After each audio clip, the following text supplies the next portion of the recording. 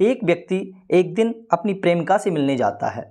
जब वो प्रेमिका से मिलने उसके घर जाता है तो रात वहीं रुक जाता है। जब वो रात रुकता है तो उसके साथ संबंध बनाता है। संबंध बना ही रहा था कि ये सारी घटना उसकी प्रेमिका की जो लड़की थी और जिसकी उम्र लगभग 21 से 22 साल होगी, वो सारी घटना देख रही थी छुप छुप कर। जब वो संबंध बनाने के बाद कमरे से बाहर निकलता है तो वो लड़की सामने आ जाती है और उस लड़की से कहती है, जो ये तुम कर रहे थे ये मैंने सारा वाक़या देख लिया है, सारा कुछ देख लिया है। अब जो मैं कहती हूँ वो तुम्हें करना होगा। अगर तुमने नहीं किया तो मैं ये सारी घटना अपने भाई को, अपने पिताजी को बता दूंगी। फिर वो आदमी घबरा जाता है और सोचता है कि आखिर करूँ तो करूँ क्या। फिर वो आदमी उस लड़की की बात मानने के लिए मजबूर हो जाता है और कहता है, बताइए मुझे क्या करना है। वो लड़की कहती है, जो तुम अभी मेरी माँ के साथ कर रहे थे यही सब तुम्हें अब मेरे साथ करना होगा। लड़का जब ये सब सुनता है तो वो दंग रह जाता है, सोचता है ये लड़की क्या कह रही है। वो लड़का कहता है, तुम्हें तो पता है कि मैं तुम्हारी माँ से बहुत प्यार करता हूँ, उससे मिलने आता हूँ, उससे मेरे संबंध हैं, लेकिन तुम क्यों मेरे साथ संबंध बनाना चाहती हो। लड़का ये सब सोचकर परेशान था। फिर लड़का कहता है, अगर तुम्हारी माँ को कोई दिक्कत नहीं है तो मुझे कोई इतराज़ नहीं है, पहले अपनी माँ से पूछ लीजिए, ऐसा ना हो कि माँ को कोई दिक्कत हो। वो लड़की उस लड़के का हाथ पकड़ के अपनी माँ के पास ले जाती है और कहती है, माँ मैंने सारा वाक़या देख लिया है, ये सब मैं पिताजी को और भाई को बताऊंगी। अगर जैसा मैं कह रही हूँ ऐसा इसने नहीं किया तो मैं ये सारी घटना पिताजी को बता दूंगी। अब माँ भी घबरा जाती है और सोचती है, अगर इसने पिताजी को बता दिया तो बवाल हो जाएगा और कुछ भी हो सकता है। अब माँ को कुछ समझ नहीं आ रहा था कि करें तो करें क्या। माँ कहती है, ठीक है, जैसा तुम कहोगी वैसा ही ये लड़का करेगा। फिर वो लड़की उस लड़के के साथ संबंध बनाती है, जिस तरह से माँ के साथ संबंध बना रहा था वो लड़का, अब इस लड़की के साथ बनाता है। हालांकि ये लड़का जब भी आता है अब तो माँ और बेटी दोनों के साथ संबंध बनाया करता है। ये इसकी प्रतिक्रिया लगातार जारी रहती है। जब भी इससे मिलने आया करता था तो वो दोनों के साथ अक्सर संबंध बनाया करता था। इसी बीच में एक कत्ल हो जाता है और जब पुलिस इस कत्ल का खुलासा करती है तो लोगों में चर्चा का विषय बन जाता है। लोग सोचने पर मजबूर हो जाते हैं, क्योंकि इन माँ बेटी ने रिश्तों की मर्यादा को शर्मसार कर दिया था, इस तरह बदनाम कर दिया था कि लोग तरह तरह की चर्चाएं करने लगते हैं। नमस्कार दोस्तों, मैं कांस्टेबल अमित कुमार दीक्षित, स्वागत है आपका आज की इस कहानी में। दोस्तों, आज की जो सच्ची कहानी है वो है दरअसल बिहार प्रदेश का एक ज़िला लगता है भागलपुर।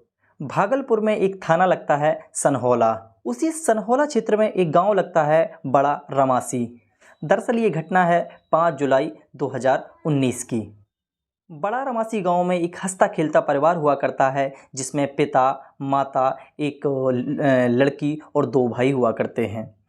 जिसमें पिता का नाम कैलूदास यादव और माता का नाम सरिता यादव और बड़े बेटे का नाम दयानंद यादव और वहीं बहन का नाम जूली यादव था। कैलूदास यादव की एक परचून की दुकान थी और एक होटल था जहाँ पर वो रुकने के लिए व्यवस्था भी किया करता था और खाने की व्यवस्था भी उसके यहाँ हुआ करती थी। वो लोगों को रुकने के लिए, राहगीर को रुकने के लिए रूम भी दिया करता था किराए पर।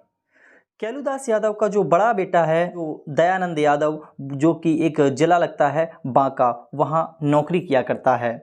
और जब भी कैलूदास यादव कहीं बाहर जाया करता है तो अक्सर उसकी पत्नी उसके काम में हाथ बटाया करती है। ढाबे की देखभाल, उस होटल की देखभाल उसकी पत्नी किया करती थी, उसके बच्चे किया करते थे। ये परिवार हंसता खेलता अपना गुजर बसर कर रहा था कि मुसीबत की एक ऐसी घड़ी आती है कि कैलूदास यादव के बड़े बेटे को एक कॉल जाता है, उसकी पड़ोस से एक कॉल जाता है कि भैया चाचा जी 2 दिन से लापता हैं, उनकी कोई जानकारी नहीं मिल रही है, आप जहाँ भी हैं प्लीज़ घर आ जाइए। जैसे ही कैलूदास यादव की भाई की लड़की वो अपने भाई को कॉल कर देती है, यानी बताती है कि आज चाचा 2 दिन से गायब हैं, तो वो वहाँ से दयानंद यादव जो कि बड़ा बेटा था वो वहाँ से नौकरी से 2-3 दिन की छुट्टी लगाकर घर आता है।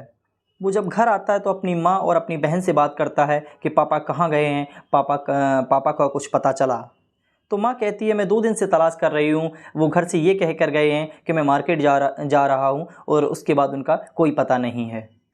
जब दयानंद यादव अपने परिवार के साथ, अपनी माता के साथ पास के पुलिस स्टेशन यानी सनहौला में जाता है, वहाँ के थाना इंचार्ज को ये सारा वाक़या बताता है कि मेरे पिताजी 2 दिन से घर नहीं आए हैं, वो लापता हैं। उनकी गुमशुदगी की रिपोर्ट दर्ज कराता है और बताता है कि वो मार्केट का बोलकर निकले हैं घर से। हालांकि पुलिस ने कैलूदास यादव की जांच पड़ताल जारी कर दी थी, लेकिन तभी पुलिस को एक कॉल आता है कि कैलूदास यादव के मकान से एक अजीब तरह की स्मेल आ रही है, दुर्गंध आ रही है। जब पुलिस कैलूदास यादव के घर जाती है, वहां जांच पड़ताल करती है और देखती है कि उनके मकान से एक अजीब तरह की स्मेल आ रही है, बदबू आ रही है, तब पुलिस वहां की जांच पड़ताल करती है और देखती है कि आंगन से उसकी स्मेल आ रही है। तब पुलिस उस जगह को खुदवाती है और वहां से एक डेड बॉडी निकलती है। तब आस पड़ोस के लोग उस डेड बॉडी को देखकर आश्चर्यचकित हो रहे थे और अजीब तरह की चर्चाएं कर रहे थे। हालांकि ये डेड बॉडी कैलूदास यादव की थी। लोग तरह तरह के सवाल करने लगते हैं और इसकी चर्चाएं सोशल मीडिया पे भी होने लगती हैं। पुलिस उस डेड बॉडी को पोस्टमार्टम के लिए भिजवा देती है। कुछ ही घंटों में जब पोस्टमार्टम की रिपोर्ट आती है तो उस रिपोर्ट से खुलासा होता है कि कैलूदास यादव की मुंह बंद करके यानी गला रेत कर हत्या की गई है। जब पुलिस उस हत्या का खुलासा करने के लिए सबसे पहले शक के घेरे में उसकी पत्नी और उसके बेटे और उसके छोटे बेटे को लेती है, गिरफ्तार करके पुलिस थाने लेकर आती है और थाने में उनसे पूछताछ करना स्टार्ट कर देती है। हालांकि पुलिस जब अपने तरीके से पूछना स्टार्ट करती है तो कैलूदास यादव की पत्नी जो कि सरिता यादव, वो अपनी जुबान पर ज़्यादा देर ताला नहीं लगा पाती हैं और तोते की तरह सब कुछ सारा वाकया बताने लगती हैं। सरिता यादव जो पुलिस को बताती हैं कि मेरे यहाँ एक पड़ोस के गांव का लड़का आया करता है, अक्सर मेरे ढाबे पे खाने खाने आया करता है, मेरे यहाँ टाइम स्पेंड करने आया करता है, जो कि मुझसे बहुत प्यार करता है, जिसका नाम है दिनेश कुमार। वो बताती है 5 जुलाई 2019 को जब ये लड़का मेरे घर आता है और मुझसे बहुत सारी बातें करता है। खाना खा पी के जब हम दोनों एक कमरे में थे और हमारी बेटी भी इससे बहुत प्यार करती है, मतलब हम माँ बेटी दोनों इसके साथ संबंध बनाते हैं। तो ये सारी घटना एक हमारे पति देख लेते हैं और वो मुझे डांटने लगते हैं और मुझ पर हाथ उठाने लगते हैं। वो कहती है हालांकि मुझे डर था कि कहीं ये सारी घटना बाहर मोहल्ले में या पड़ोस में या अपने बच्चों को ना बता दें, तो मैंने और मेरी बेटी ने उनको पकड़ लिया, उनके हाथ पकड़ लिए, उनके पैर पकड़ लिए और मेरा जो प्रेमी था दिनेश कुमार, उसने उसकी गर्दन काट दी और उसका मर्डर कर दिया। जब ये मर्डर कर दिया तो कहीं ना कहीं हम घबरा गए थे और सोच रहे थे कि अब इस डेड बॉडी का क्या करें।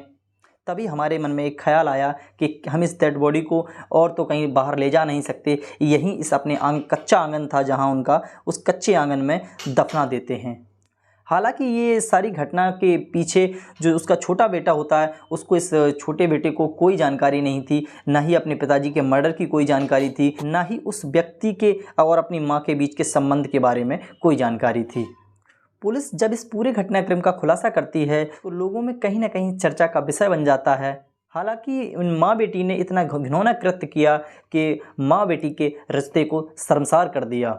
लोगों में आक्रोश का माहौल था, लोग तरह तरह की बातें कर रहे थे। दोस्तों, आपको इस पूरे घटनाक्रम को सुनाने का उद्देश्य किसी का दिल दुखाना नहीं है, किसी को परेशान करना नहीं है, बल्कि आपको जागरूक करना है, आपको सचेत करना है कि हमारे समाज में हर तरह के लोग रहते हैं, हर तरह के प्राणी रहते हैं। कब कौन सा क्राइम कौन कर दे ये सोच पाना या समझ पाना संभव नहीं है।